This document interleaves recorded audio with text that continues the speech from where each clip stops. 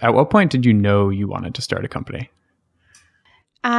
So my sophomore year of college, I was at Penn, and I actually started my first business at the end of sophomore year. So I went to Stanford for a 3-day boot camp called BASES Entrepreneurial Boot Camp or something like that.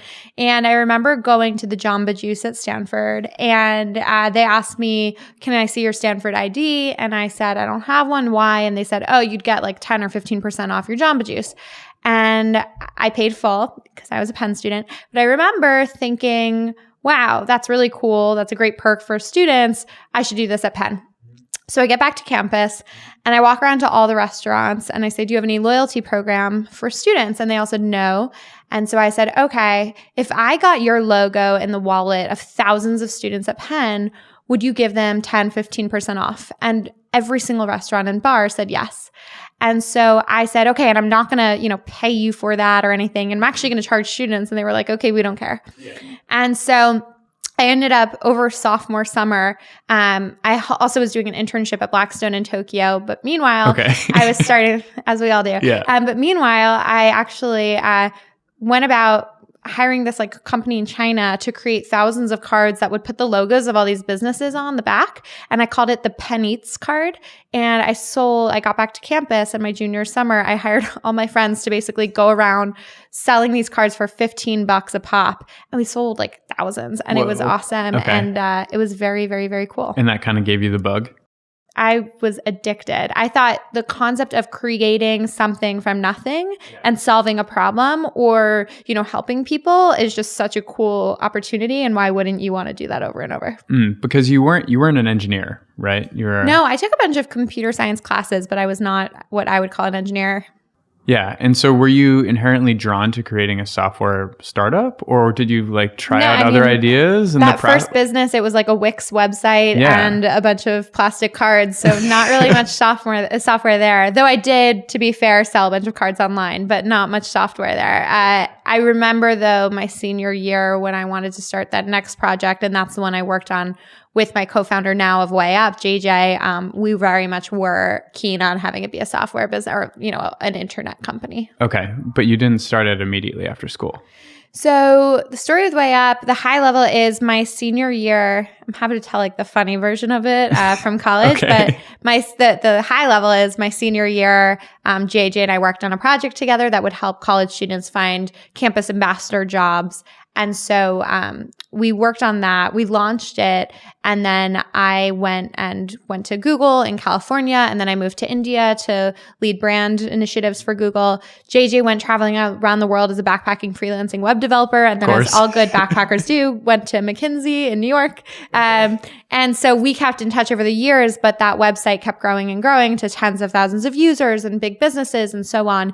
And we knew we each wanted to start a company. And so we quit our jobs 2 years after college and started WayUp with the insight that website we had started in college, which was really just a project, had grown so much. At YC, they say make something people want. Yeah. If you build a website that you barely do any marketing work for and it's grown that much, then we knew that they had something. And so we shut down that website because it was just like a kind of half-assed project. Mm-hmm. But we took the insights from that and built WayUp off of that. Okay. So I'm really curious about how and when you decided to leave Google, because a lot of people who could start companies and are in the position, financially, they have enough flexibility to leave, just kind of get in this cycle. They're like, they get a raise every 6 months or whatever, and they stay there forever. Yeah.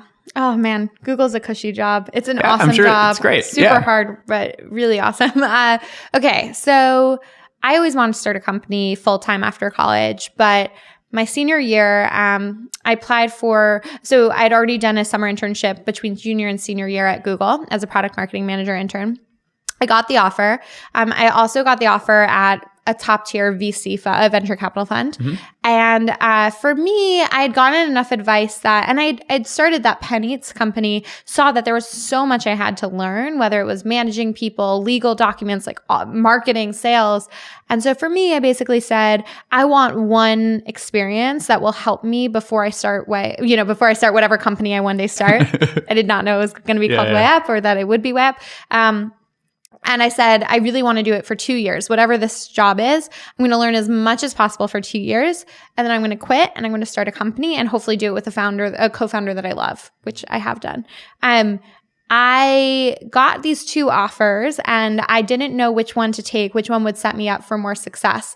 To start, I said to HR in both of them, I want you to know I'm going to leave this job in 2 years and start a company. Is that okay? Google's so cool. I mean, especially the program I was applying for and that I got the offer to is called the APMM program, Associate Product Marketing Manager job. Okay. And the whole program is filled with alumni. They hire like 25 to 50 US college students each year to be in this program. And it's filled with alumni who have started unbelievable businesses. Kevin Systrom started Instagram. Britt Morin started Brit & Co. And the list goes on. Some former Googlers too. Robbie Stein was some former Googlers. They're all former Googlers. I was going to say... Ignore that. I know what you mean. I was going to say actually someone from my high school too. Okay. But anyway, Robbie Stein has started a really cool company called Stamps, sold that to Yahoo. So long story short, all of these people were in this program. So they actually said it's totally fine if you leave after 2 years and start a company. Meanwhile, the VC fund was actually like, yeah, we highly recommend that you do VC for 2 years and then get your MBA or start a company. And this VC fund had many, many successful founders as well. One who just recently had his company go public. So I couldn't choose. And so I did what I always tell college students they should do, which is cold email someone who they want the advice from. So Roelof Botha was someone who I had seen speak at the Stanford Bases Entrepreneurial Bootcamp. It's all going kind of full circle. So at the end of the day, I email Roelof Botha and I say, you are, one of the best venture capitalists in the world. He's at Sequoia. And I said, you've seen so many successful founders grow huge businesses. I want to be one of those founders. I want the best possible experience I can get beforehand. Which one would you suggest I do? Mm-hmm. Go to XYZ Fund or start or go to Google in this program? And he said I would get the best possible operating experience I could get. And Google is one of the best operating companies in the world, tech companies especially. You'll be surrounded by great managers, great engineers. You'll meet great talent that you might hire one day. So go Google. And I did.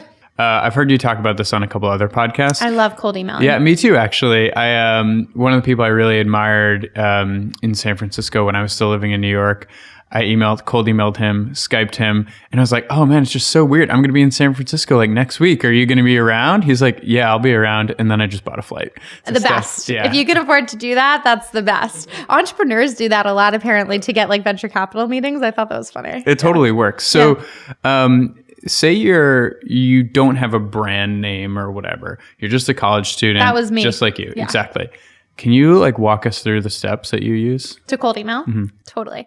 So to start, I have Reportive on my computer, which is this software that LinkedIn bought. But basically, if you install it into Chrome and your Gmail, what you can do is you can figure out someone's email if you can't find it already online by basically guessing. For example, I don't remember what Roelof's email is, but I probably would have looked up Sequoia's domain. So let's just say it's sequoia.com. My guess is it's probably Sequoia Venture Partners or whatever. Yeah. But let's just say it's sequoia.com. So I'd look up the domain of the website and then I'd guess Roelof B at sequoia.com, Botha at sequoia.com. And I'd keep guessing until his image shows up on the right in Reportive. And that's when you know you got the right person. So sometimes if they're a big enough name, you can find their email address online. But if they're not, then that's the best way to do it. So once you have that, I would say subject line has to be something that's going to catch their attention. So want to pick your brain from a college student? Not going to stand out. Any college student can do that. My best cold email I ever sent was to probably arguably the most famous woman in business in the country, maybe woman in tech business in the country. I'm not going to say her name and you can guess. And my subject line, I saw that she had taught aerobics or done aerobics in high school or college or something. And I had taught water aerobics the summer between high school and college because they pay a lot of money. Oh, all right. And so who knew? Yeah, I did not. So I actually wrote in my email, and I think part of the subject line, fellow former water aerobics, professional or something silly. But it caught your attention because if you see something ridiculous that someone clearly had to do a lot of research to find out about, they're going to open the email. And then in the email, I wrote, dear blank. And I start off with, I'm a college student at blank, so in my case, I'm a Penn senior, currently trying to figure out what I want to do with my life between 2 job offers. So it just gets to the point of, being short, sweet, and here's who I am. No one doesn't want to help college students. I feel like the second you graduate, you lose this huge badge of pride that you get to say I'm a college student. And the second you graduate, like, people are much less likely to help you.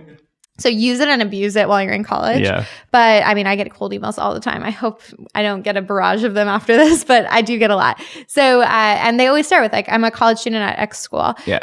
And then get to the point. What do you want help with? And ideally show that you've done your research. So why are you asking me? So, in a specific case for roll-off, I remember I said something to the tune of like, you've seen so many successful founders. If I had just asked him, where should I move, New York or San Francisco? Like, why would I ask roll-off? Both of that, right? So I do think that a very big part of your email should be saying, why are you asking this person? What do you want from them? Who are you? And then show somewhere in there that you've done your research and that you're not just trying to email like famous people. And I think if you do those things, you'll probably get a good response rate. We did a podcast with Casey Neistat about a month ago, and he literally has pick your brain as a Gmail filter to trash. So I would not recommend picking someone's brain. I would not recommend asking them out for coffee or 20 minutes for a phone call.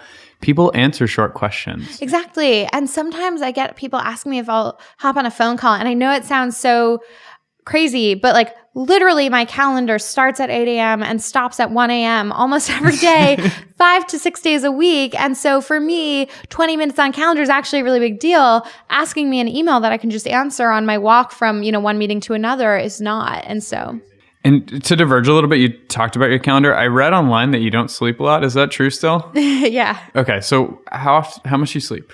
Okay, why don't I start by just saying this is a genetic thing. Most people in my dad's side of the family don't sleep a lot. And so it's not like I'm wearing this with with pride and trying to show off. I just don't need sleep. So if I have any sip of alcohol, I do sleep. Okay. So if I have like a glass of wine, I will fall fast asleep, or beer or anything. But assuming I don't drink, which is most nights, I can go 3 or 4 hours of sleep and I'm good to go, and I'll be just as energetic as right now. I think right now I'm going off of like 3.5 hours of sleep. Same with my co-founder, but shouldn't be like that because he doesn't have that gene. He's just crazy.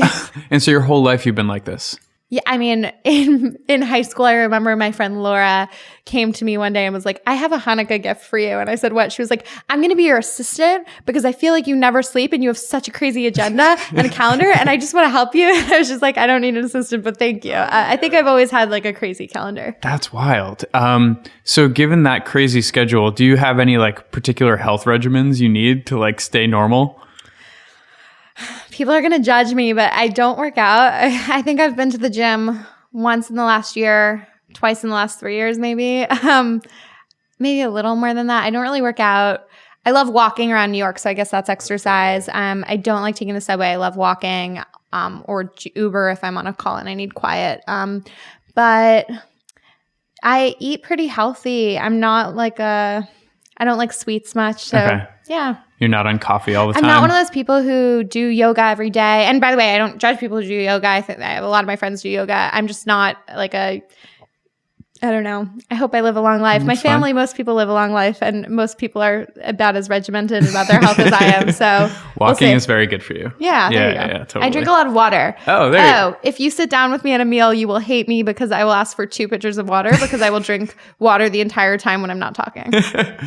We should have more. Sorry. All right. So more of the tip stuff. So what are the most common questions you get when you are getting these cold emails from college students? And what tips do they ask for internships? Probably the most common one, which is an awesome problem to have, is which internship should I choose? Which job should I choose? I get that a lot. I wonder if it's because of the roll-off story. I get a lot of people asking for advice when they're a student entrepreneur and they're starting a company, and I think that's amazing. I mean, when I started my business in college, I would say I was one of like 5 people I knew who had starting companies. Okay. Now I feel like it's a prerequisite to graduating from college in the US, or at least at Penn. It just seems like everyone's starting businesses, which is funny because it's not like I graduated so long ago. I graduated in 2012, but it definitely was not as common back then. So I think that's another one I get a lot. Okay. And so what kind of answers do you give? Is it very specific, or do you have like a mental model for choosing this kind of thing? It's very specific. And often I respond saying like, you need to give me more context here. Well, yeah, because I appreciate if you want to keep the email short. But if someone yesterday emailed me, I think this student had seen my TED Talk about like 8 things you have to do before you graduate or whatever. And so he emailed me and he said, I loved your TED Talk. I'm choosing between these 2 job opportunities. Which one should I take? And I was just like, I don't know anything about you. I don't know what your goals are. I don't know anything about these jobs. I don't really have time to look up each job. Can you give me more context? So then he did. So I think it's nice that he tried to keep it short and sweet, but I could only do so much. Okay. Well, and what do I know too? You know, like, yeah, I mean, it's just one opinion. Yeah. What about on the actual application side? Because I saw you guys have tons of content on your site for students, right? Yeah. What are your tips on just preparing yourself to apply for an internship? Assuming it's very competitive, but you have, like probably the right qualifications for it. And we really do. It's wayup.com/guide or wayup.com/blog. We have a ton of content, like thousands of articles. What I will say is, number one, and this is not meant to be self-serving, but we have these profiles on WayUp that are, in my opinion, a much more holistic perspective on who you are versus a LinkedIn profile that's just your work experience or a resume that people read the bolded words and then ignore the rest. Our profiles on WayUp focus on your GitHub if you're an engineer, your YouTube if you are a performer or a public speaker, your Instagram if you're a designer. They show your volunteer, your hobbies, your fun facts. And so it's a little bit more of a holistic perspective of who you are. And we hear from our recruiters that if a recruiter looks at your WayUp profile, your LinkedIn profile, if you even have one, and your resume, they're like significantly more likely to message you and be interested in your application if they see your WayUp profile. Okay. So first of all, I know this sounds self-serving, but I honestly would say create a WayUp profile and promote it. Other than that, I think a lot of people don't apply for that many jobs because some career service offices tell you only apply for 2 or 3 jobs. That's wrong. Don't do that. Apply for a lot more than that. The market unemployment rate, thank goodness, is so down, and and therefore people are really getting hired left and right, especially if you're technical, especially if you're a lot of things. And so I would say applying for a bunch of jobs, and then really the feedback, the advice I give most often for people going into an interview is an acronym I like to call REAF, REAF. Okay. So it's research, show enthusiasm, ask questions, follow up. So research, if you show up to an interview and you show that you know more about the company than the person interviewing you, you will impress them. Period. End of story. You will impress them. I remember for my Google internship interview, I read an entire book about Google in like 2 days. And I came and I was name dropping the person who, not that I knew them, but like I was mentioning, the person who made the Google logo and this and that. And I was showing I knew so much and I just lived and breathed the company. And my interviewer was super impressed, which brings me to E, show enthusiasm. So as much enthusiasm as you might think I have right now in this interview, you are probably engaged with me because I'm showing I actually care about the conversation. If you don't and you're playing like hard to get or too cool for school, then no one's going to find you interesting or engaging. Asking questions, and you want to ask good questions. When candidates ask me at the end of an interview, why did you start WayUp? I literally roll my eye. I don't literally. In my head, I roll my eyes. I don't want to actually be rude, but it's like if you just Googled that question, you could find it in every podcast or interview I've done. And not to say in any way that I am saying you should know everything about me, but show that you're coming with questions that you can't find on Google with one Google search. So come with thoughtful questions. Things like, if I were to stand out in this role as a rock star, what would that look like? What are the people who really excel at your company have in common, et cetera? And then F, follow up, just send a thank you note. No one, especially college students, tend to do this these days, and it makes you stick out so much and shows this level of professionalism, which really is pretty easy to accomplish by just sending a thank you note. Do you mean written, like printed out thank you note, like real or email? It's interesting. Written will help you stand out way more. However, and you'll almost get a guarantee that the person's going to see it because everyone opens their, a handwritten letter. However, you do want the email or the note to get to them before they submit their feedback. And snail mail is snail mail. So maybe if you write one and you give it to the doorman on your way out, that could be interesting if you actually write it after. And by the way, the thank you note should not just be thank you for your time. It should be like, I really enjoyed that we talked about X, Y, and Z, or I really liked the insight that you gave me about ABC. So as specific as it can be, that's great. But I would say you want them to ideally get it, if possible, within 24 hours, because then maybe they'll get it before they submit feedback about you. And that might help them if they're in between a yes and a no. It might help them lean one way. So what about the communication skills? Because that seems like this whole broad category where even if you apply your whole model, like this Reef model, if you come on too hot, it's like, whoa, okay, this is intense. Or if you just like can't communicate quite well enough through your WayUp profile or LinkedIn or whatever. Yeah. What do you advise someone to do there? Are there like books that you tell them to read, or like, how do they handle that? I don't have any books off the top of my head. I'm sure there are some great ones. I think the most common, advice we give is just practice with your friends, specifically the friends or family members who will be honest with you. So not the ones who are yes men or yes women, but the ones who are going to tell you when you suck and the ones who are going to tell you when you're being super clear. And you should ideally be practicing with someone who you think is a good communicator, because getting bad advice from a bad communicator is not going to help you get any better. Okay. Yeah. Because I've done a handful of interviews in the past on the interviewer side, and that to me can be a little oppressive. It's like, I know everything about you. I've looked at every single one of your tweets in your whole life. Creepy. Where do you draw, do you guys encounter that kind of thing here? Yes. I've had some crazy ones, crazy ones. But sometimes it's appropriate, as long as they're not being stalker crazy. So for example, someone who was applying to be my assistant, who actually ended up hiring, and he's amazing, and his name's Brandon, and you probably met him at some point.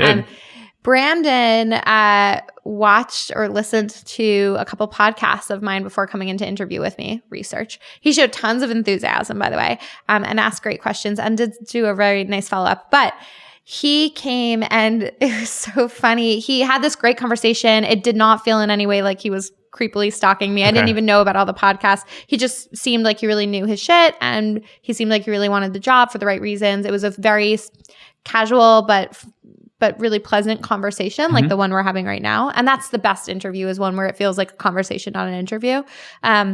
But at the very end, he goes, I just want you to know, I think the fact that you wear mismatching socks at all times is hilarious. And I know it's weird I saw that, but you mentioned it in the podcast with you and blank. Yeah. And I really think it's hilarious. And in honor of that, I'm wearing mismatching socks today. And he shows me, and I just laughed so hard. And I was like, that is memorable. That is memorable. I thought it was funny. And it wasn't creepy. He didn't have my picture on his socks. That would be like, oh my God, bam, this guy from our office. Yeah. But it was funny. It was nice. That's pretty good. Yeah, I think I would just draw the line, like anything approaching like someone's family or their like boyfriend or girlfriend. You're like, weird. We're good. Like keep that part out. Agreed. What about like just this whole process of presenting yourself to find a co-founder? Like, how did you go about finding JJ? So basically, this is embarrassing. Talk about being a weirdo. Okay, so in sophomore year, a little bit of a backstory. Sophomore year, I had no idea what I wanted to do with my life, like most, college students. Standard. Freshman year, I came into Penn thinking I wanted to be a politician because I had interned for Hillary's first presidential campaign in high school, senior year of high school. Realized in college that I had interned for one politician and really didn't like the person, and realized that a lot of the other politicians I was meeting in that process were pretty scummy people. And I just said, you know what? Maybe I'll go the Bloomberg route of trying to get into politics one day. Once I've like made an impact on business, but I want to do something where I can be impactful and not surrounded by scumbags. So fortunately, not all politicians are like that, but a lot are. So freshman year, I'm trying to figure out what I want to study. Sophomore year, I start studying actuarial math, computer science, and politics, trying to figure out again. And then I get this email saying Anheuser-Busch is interested in hiring you to be a campus ambassador. And I said, what is Anheuser-Busch and what's a campus ambassador? So I Google both. Anheuser-Busch, cool. I like beer. Not their beer as much as I would like. Like I loved Blue Moon, but that's fine. I really, I like beer. And then campus ambassador, it seemed like it was this marketing job. And I didn't know what marketing was. I'd never taken a marketing class. I thought marketing was making TV commercials and that's it. And so, and obviously it's much more than that. So my first instinct is I want to get as much experience as possible, and I want to build my resume. Mm-hmm. And hey, I also get paid. That's nice. And so I took the job, and it turned out that I was being hired to not promote their beer, but to help them recruit mechanical engineering students to work for Anheuser-Busch. And I thought that was A, the first time I realized I loved marketing, and B, the first time I realized that the whole career services / college recruiting process is kind of broken. Mm-hmm. So now fast forward, my senior year, I knew I wanted to start a project because I'd gotten the offer to Google early and I ended up taking it by like October or November. So I kind of had the rest of senior year to do whatever I wanted. And I thought, why not start a project? Not even a business, but as much as a project. So I signed up for a hackathon thinking I'm going to create a website that will help college students find campus ambassador jobs called the Campus Rep. So I signed up for a hackathon and it turns out it's the same night as, I don't know, some like date party or something. Okay. And I had to choose between the two. And what I ended up doing was I found my way, snuck my way into, I think in YC they would call it, they hacked your way into the database of every single person who signed up, where I could see their resume and all of their information. And you were not supposed to see any of this information, but it's fine. I did. It wasn't illegal, I don't think. And so I went through every line and looked up every single person who signed up for the hackathon. And there was one that was by far and away the most impressive to me. And it was this guy named Joel Fliegelman. Joel, JJ nickname Fliegelman. And I thought, I've never heard of this guy. I look him up. We have like no mutual friends. And why was he impressive? A bunch of reasons. He knew how to code.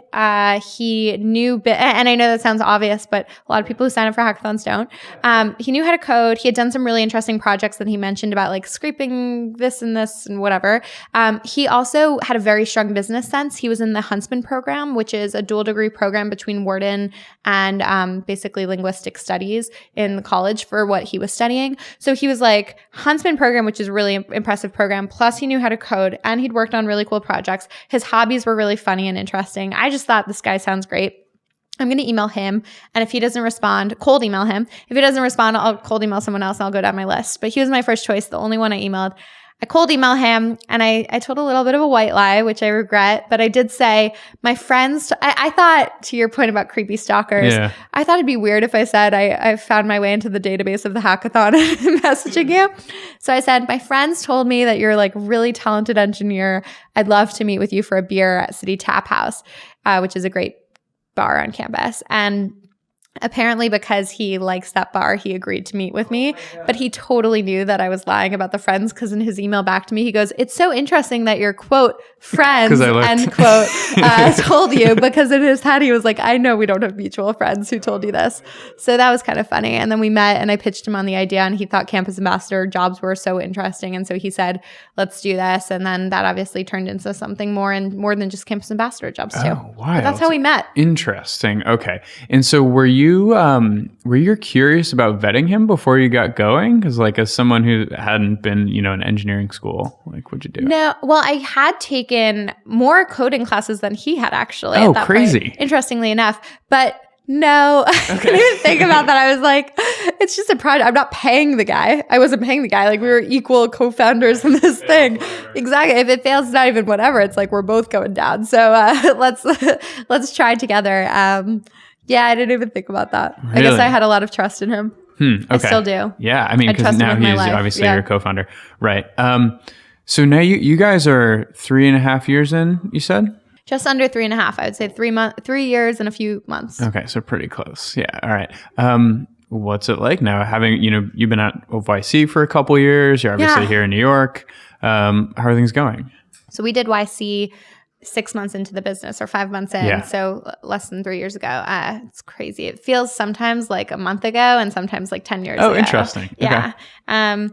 So it's going great. I mean, it's hard. Starting a business, everyone always says starting a business is so hard. It's this roller coaster of emotion. And it's really easy to hear that and nod your head and say, I get it, but it's so much harder to go through it. But it is the most fun I've ever had in my life. And I've learned more in the past 3 years than in the entire, I'm 27, so in the 24 years before it. Maybe with the exception of the first 5 years of my life where I learned the whole English language, but that's pretty learning how to walk, all of that stuff. Yeah, whatever. But okay, so we should break that out because we've done a bunch of podcasts with people who've been in YC, and we've done a handful of people who have left YC, obviously. But but you're not that far out, right? So what have you learned in the interim, like intervening years? I said to Sam Altman right after YC, I was at like a lunch or dinner, and he was there, and we were sitting next to each other, and I turned to him and I said, the thing that I've had to learn about the most since YC that you guys did not prepare us for at all, and he had a really good reason for why, but that you did not prepare us for at all, was how to manage people and hire a team and grow a team. That is the hardest thing ever. And it's funny and ironic because our business is a recruiting business. It is so hard. I mean, so hard. I went on Saturday and did a whole talk to a group of 30 entrepreneurs who are all 5 employees or less, all about how we came up with our WayUp culture values and this and that. And they all raised their hand with questions, with each their own, the most challenging questions about employees having, affairs with other employees and this and this. And I'm just like, oh my God, all of this is really difficult. That's probably the thing I've learned about the most. So scaling an organization, managing people infinitely more senior and experienced than you, hiring those people and convincing them to take pay cuts to come work for you, and so on. So I'd say that's probably the biggest learning. Well, we should break that down into specific examples. So, say you're recruiting your first big senior person. What was that like?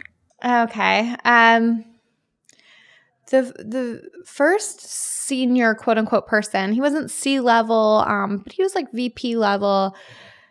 I worked with a recruiter, and it was really interesting working with a recruiter because recruiters, the first time you work with a recruiter, they teach you so much about how you should actually hire. They teach you about something called scorecards and I'm talking not an internal recruiter, I'm talking an external recruiter who does this for a living. Executive recruiters are what they call themselves. So they teach you about a thing called a scorecard, where you create a set of criteria for any role of things that they have to be able to have, whether it's skills or culture or, soft skills, hard skills. And you come up with this entire scorecard, and then you have to rank each person on that. They teach you about the interview process. They help you learn how to sell the candidate. Especially if the person has kids and a family, which this person did.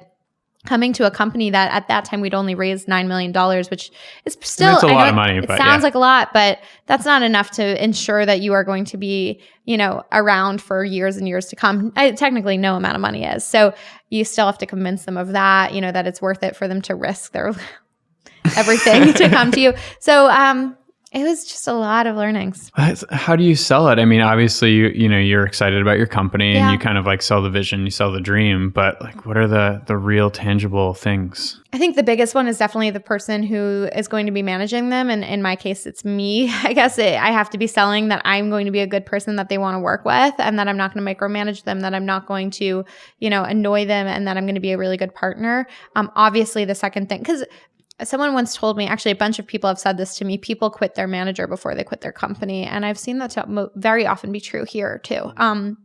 And so I would say first things first, making sure that, you convince them that you're going to be a great partner for them, because no matter what the company does or what the culture's like, no one wants to work for an asshole. Yeah. The second thing I would say is definitely convincing them that the business has legs and that the business is a great idea that can change the world, or whatever your goal is. For us, it's very much to help people, and that we've already had some kind of learning from the first, at that point we'd been around for a year, that we've already had some kind of learning that will help ensure that we have a real shot at becoming a huge business, and the list goes on. And so what about, this is something that I have difficulty with, managing people whose personality type doesn't really gel with mine. I find, if you say there are 5 to 10 different kinds of personality types, and maybe your personality aligns with 2 or 3 of them, and then there's the rest. How have you figured out how to manage all those kinds of people? Do you delegate to other people who gel with them, or what? If I'm being honest, if you're working for me, there's a few things that you have to have in personality type that I won't hire you to work for me directly. And it's fine to work for someone else, but I'm not going to hire you to work not for me if you don't, for example, if you don't consider yourself kind of a little bit type A, where we have one of our WayUp principles is great isn't good enough. If you always strive to just be better than great, to be the best, that's very much a good thing. So I was raised by my parents where if I was in second place, why didn't you get first? And if you got first place, well, that's expected. If you got a 99, my dad would call and say, why do you not think you got a 100? And I know that sounds crazy, but I work best with people who are like that from a standpoint of management. Not everyone at my company is like that, and that's good. You want that diversity of thought, not just diversity of gender and race and all that stuff, but also of thought. But from a management perspective, I do like having that hyper competitive and kind of type A personality.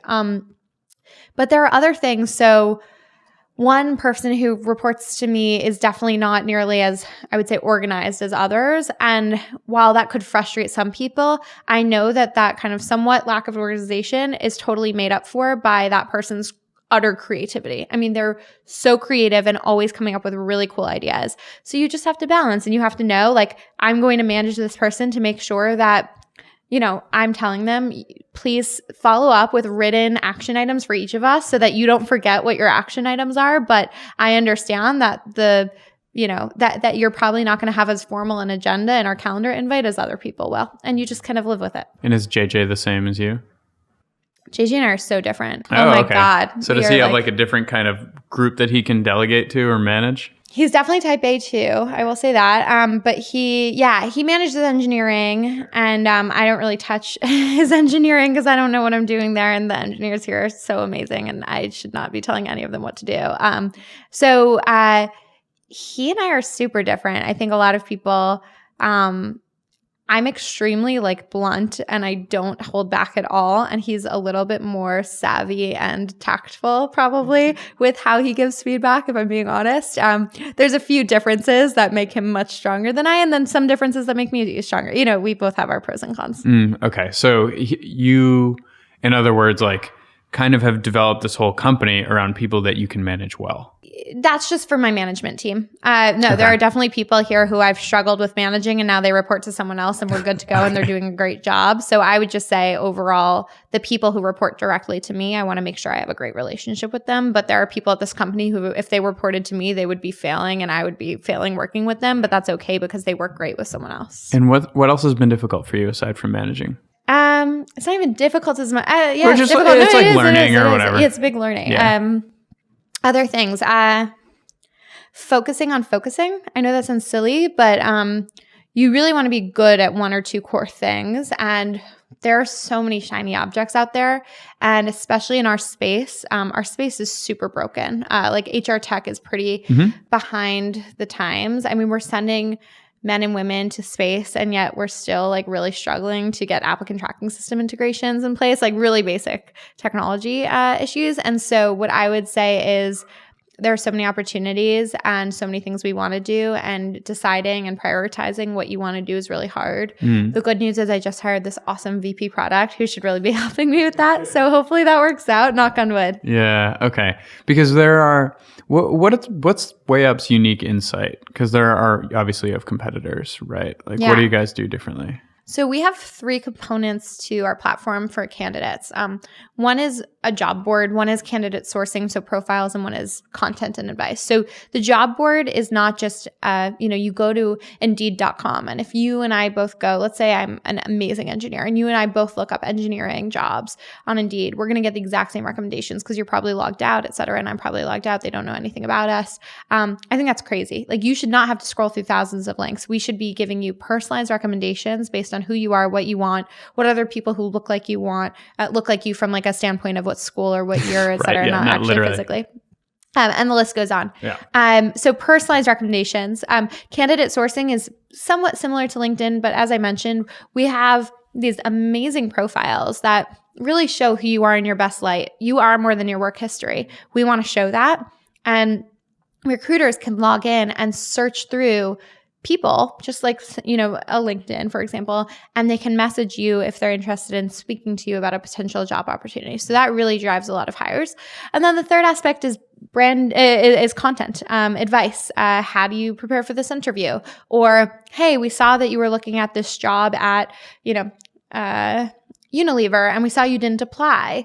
why? Here's a piece of content about why Unilever is such an awesome place to work for. And so we have it's this integrated approach that we're really just trying to help as many people figure out what they want to do and then actually get that job. And so 1 in 3 people who apply on WayUp get hired, which we're really proud about, that really few other, if any, job sites have been able to tout. Cool. And this is a problem that I'm trying to figure out at YC all the time. Like, what is the most effective content for the most amount of people? And in our shoes, it's like getting people to start companies, right? So what has been the most effective piece of content for you guys in terms of getting people to apply through WayUp? I think often I don't have a great answer other than like unique content that will actually make a company or a job stand out as being, not something, combat the myths that they might misunderstand. So you look at an investment bank on Wall Street. So I was just talking to a client right before this, and they are a classic Wall Street bulge bracket bank. And you look at them and you think, they're probably a bunch of boring white dudes in a room banking all day. Whatever that means. From 6 a.m. to 2 a.m. Staying up late for some reason, doing something. Yeah, they don't care about the world. Like, there's all these horrible myths about it. And then you actually speak to them and you learn about what they're doing, and you actually realize, yeah, some people are exactly like that, but there's also really, really cool jobs and really cool opportunities. And so how can we highlight what makes some companies and some jobs really unique for the specific reader? So we try to do a little bit less at scale content and a little bit more targeted content around this piece of content. We hope engineers who also happen to be diverse, some kind of underrepresented minority, whether it's female engineers or diverse engineers, et cetera, will read this piece of content. We hope that freshmen will read this type of content, et cetera. And then what we can do with our database is we'll send it out to the right people who we want to read it. And are you doing like Facebook ads and stuff like that, really targeted towards freshman engineers? We do some Facebook ads. We don't do too many, but we definitely have one person who's paid acquisition. That's the thing. Okay, gotcha. So broadly, how do you feel about where education is going in terms of preparing yourself to be employed or starting a company? I love how many companies are no longer obsessed with a college degree and are now starting to think more about skills. I love how many companies don't give a shit what your major is. I think that's really important. I mean, I went into product marketing and had never taken a single marketing class at Penn or in my life. I still don't always know what marketing is. I was an English major. I have no idea. Yeah, exactly. One time I asked a bunch of people at my company, what do you do and what did you study? And not one of them had studied a single thing related to what they do. So I think the long story short is I love that people are using their educational experience. I love when I hear that people use their education to learn about things that they love and not necessarily that they want to do for a career, because you might be super passionate about chemistry, love studying oceanography, but not actually want to be a scientist or study the oceans. And I think that that's really cool that the way companies are moving is allowing you to have that kind of channel for studying what you're passionate about and not necessarily having to go into that career. Maybe it's just something you want to study. Okay. And if you're a small company, say you just did YC and you're going to make your first hire, how do you make yourself look attractive to all these, fresh, like wide-eyed college grads? I think it's 2 things. Number 1, showing why your company is really interesting and special. And usually that's part of just the mission and what you're accomplishing or what you're trying to accomplish. And then number 2, making it very clear that the team is amazing and that you're going to be part of the beginning of something really special and huge. People don't join startups because of the compensation, that's for sure. Like, they join because of the team and the mission. And I think you have to focus on that. So now you've been running this company for several years now. What do you imagine your life looks like in 10 years? 10 years is a long time. I know. It's like more than a third of my life. Okay. So I can talk about what I will hope I have accomplished by then. It's super corny, but I've always said I want to make a difference in the world, and I want to be remembered for making a change for the better in the world, not for the worse. And so I really hope that I'll have accomplished that in 10 years. 10 years is a really long time. So I hope WayUp will be the thing that helps me accomplish that. And maybe I'll have done something else by then. Who knows? How do you think you'll have improved yourself? Like, what are you working on right now to get better at? I hope I'll be a better everything. Team member, manager, thinker, product person, marketer, salesperson. I mean, I'm improving in literally every area at all times. Right now, I am figuring out how to be better at answering questions during interviews. So I hope I'll get better at everything. And then personal wise, like 10 years, for all the women watching, I hope I'll have a family by then. I'm so glad, if I'm being honest, like I have some friends who are founders of really early companies and they have babies or they're pregnant. I don't know how they do it. I mean, I have a dog and I'm like constantly I shouldn't say forgetting her, but like I'm freaking out about, oh my God, well, I remember to put out food. Like a human being is a whole nother animal, literally. So I hope to have had a child and be married and all of that stuff. But professionally, I hope to have had some kind of like really big impact on the world that I'll be remembered for. My favorite thing career-wise, I hope I'll just love whatever I'm doing. My favorite piece of advice I ever got was actually and I always say this to college students, my college graduation, one of my friend's dads turned to me and said, people spend their whole lives being so paranoid about making sure that they marry the right person. And you spend so much time dating and figuring out who the perfect match is, the soulmate. And they don't do that with their careers because I guess it's a little more taboo to divorce than it is to switch jobs. But you spend more time with your job and your career than you do with your spouse for the first 40 years of your marriage, most likely, unless you retire really early. So like really making sure that you find the right job or a job that's going to make you happy so that you're not miserable every day is equally as important as often it is finding a spouse. So if you are so lucky as to be able to have a choice, I would say, for me, I hope I'll be able to have a choice and have a job that I love. And so for a college student, like someone who was in your shoes or is in your shoes, how do they find the thing that they really care about? I mean, obviously doing as much as you can by way of part-time job and internship so you can have tested that out before you go into for your first full-time job. Most commonly when I see people switching their first full-time job within less than a year, which a lot of people do, as you know, it's often because they just never had an opportunity to try it out in college. So like try out everything in college. And by the way, there's a really cool site called WayUp.com where they can find it. But I would say, not doing something for the money. I mean, I know it's so attractive to be able to pay back your student loans, but it's also so attractive to be able to be happy in your job, and you're going to do such a better job at your job if you're happy. So I think doing something that you think you're going to love and working with people who you think will teach you is infinitely the best decision for your first job and your second and your third and every job after. Totally. I think that's such great advice. Like just get started early and don't worry about it being perfect.